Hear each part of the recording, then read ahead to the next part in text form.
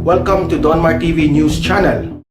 Ang Pilipinas nakatanggap po ng donasyon ng 1.5 million doses ng J&J vaccine. Natanggap ng Pilipinas kagabi ang donasyon ng Dutch government na mahigit 1.5 million doses ng Janssen COVID-19 vaccine. Ayon sa state media na PTV, lumapag ang shipment ng Janssen vaccine sa nagawa ng Johnson & Johnson sa Ninoy Aquino International Airport, Terminal 3. Sa isang pahayag ay sinabi ng Embahada ng Kingdom of the Netherlands sa Manila na ang nasabing delivery ay bahagi ng joint solidarity effort ng European Union at ng member states nito na magbahagi ng mga bakuna sa buong mundo. Ipinunto sa pahayag na layunin nila na mabigyan ng tinatayang 100 million vaccine doses sa mga bansa na nangangailangan bago ang katapusan ng 2021. Inihayag rin ng Embahada na ito na ang pinakamalaking single donation na nai-deliver sa Pilipinas. Samantala, ang susunod na Pangulo naman hindi magkakaproblema sa COVID-19 vaccine supply. Ayon po yan kay Vaccine Czar Secretary Carlito Galvez. Tiniyak ni Vaccine Czar Secretary Carlito Galvez Jr. na sapat ang maiiwan na supply ng COVID-19 vaccine ng gobyerno bago ang nakatakdang pagbaba ni Pangulong Rodrigo Duterte sa pwesto sa June 30, 2022. Sa report ni Galvez sa Talk to the People ni Pangulong Duterte ay sinabi niya na nasa 200 million doses ng COVID-19 vaccines ang i-deliver sa bansa sa susunod na taon. Ipinunto niya na wala na po problemahin ang susunod na Pangulo ng bansa dahil ang mga dinideliver na bakuna ngayon, procured man o donasyon ay nakalaan na para sa 2022. Ipinaliwanag din ni Galvez na nasa 108 million doses lamang ang kailangan ng bansa ngayong taon. Samantala, ibinunyag ni Galvez na umaasa ang gobyerno sa pagdating ng mahigit 24.4 million doses ng COVID-19 vaccines ngayong linggo. Manggagaling ang mga ito sa J&J, Pfizer, Moderna, Sinovac at AstraZeneca.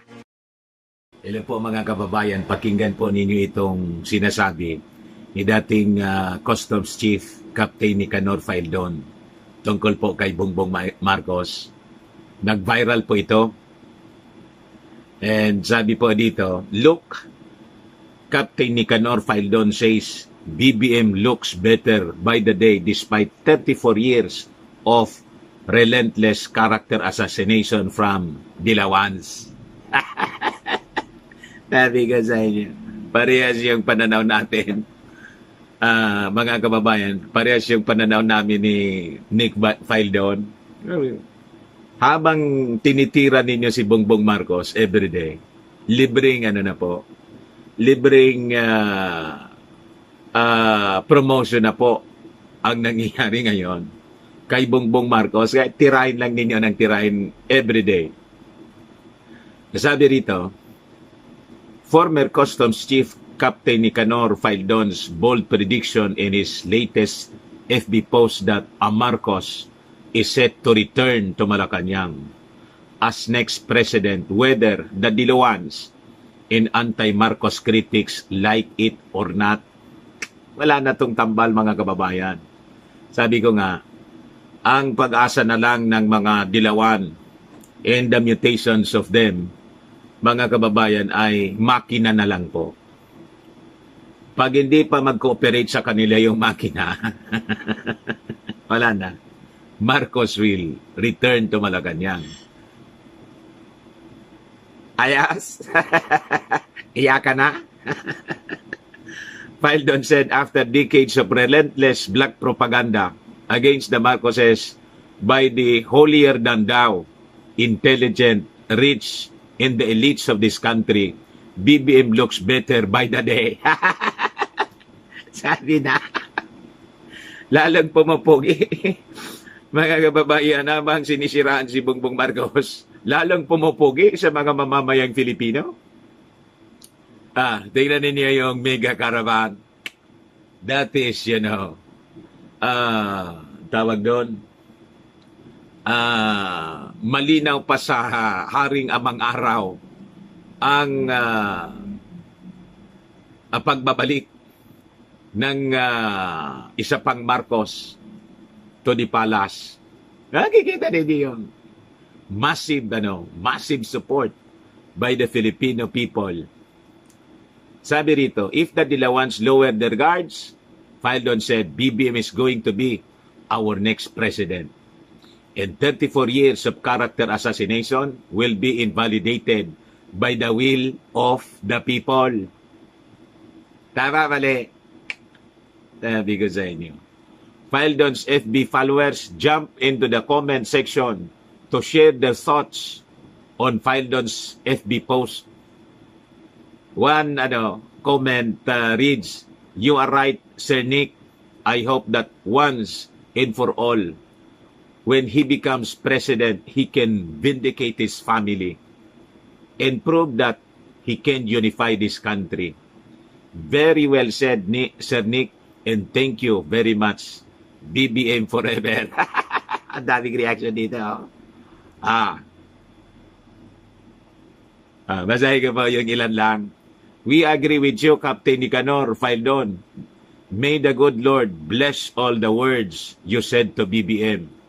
Totoo yan, sir. Hindi ka panipaniwala mga binibintang sa kanya at kanyang pamilya. Sinira lang ng peking administrasyon ni Cory dahil inagaw lang kina Apo Lakay sa tulong ng mga oligarchs na may mga kampon ng naghirap ang bansa. Yumaman lalo yung mga oligarchs dahil hindi nagbabayad ng tamang buwis. Mababangon uli tayo sa BBM Sara Tandem. Kita ninyo? At isa pa ito. Si BBM lang ang kandidatong binugbog ng pintas at intriga but we never heard him fights back with them. Patuloy lang siya sa mga plataforma niya. Never din siya tumira sa kanila. Yan po ang totoo niyan. And until today, wala tayong naririnig na anumang mga pasaring laban sa kung sinong tao that includes the President. Tumigil na lang, na-insult siguro yung Pangulo. Tumigil na lang si Digong. Wala niya mangyayari. Lalo tayong magmumukhang yodimons nito.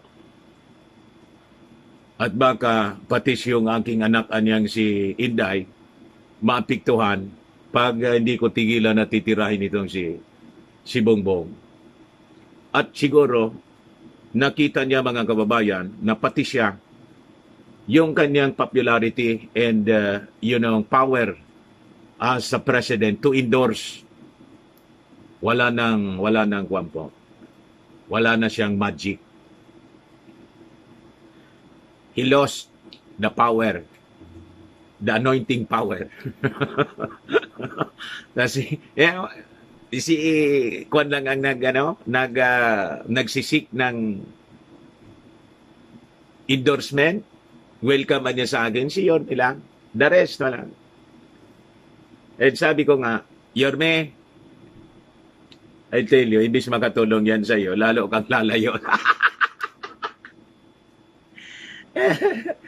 Di ba? The president lost his power, his anointing power. The magic of, yung dating charisma. Di ba? Ayan ang totoo niyan, mga kababayan. Yes, si Mongo po wala na. Iwan ko kung tumuloy pa. Hanggang doon na lang siya, mga kababayan, sa pag-preskon. Wala na. Yan tingnan ninyo, kanina sabi ko nga, siyam na mga senatorial candidates ang sumama kay Bongbong Marcos. Later on, marinig mo yan, baka pati si Panelo, si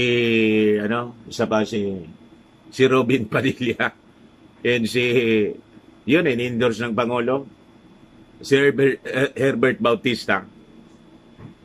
Sino pa yung mga si Greco, malayo yon kasi may mga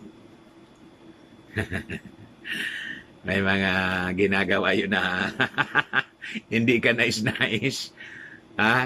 And alaga naman, hindi malaman ni Bongbong Marcos. Di ba? In relation, binulgar na ni Marlica doon sa disqualification. Alangan man din yun. Daming disqualification laban kay Bongbong Marcos. Nag-leak yung barkada ni Greco.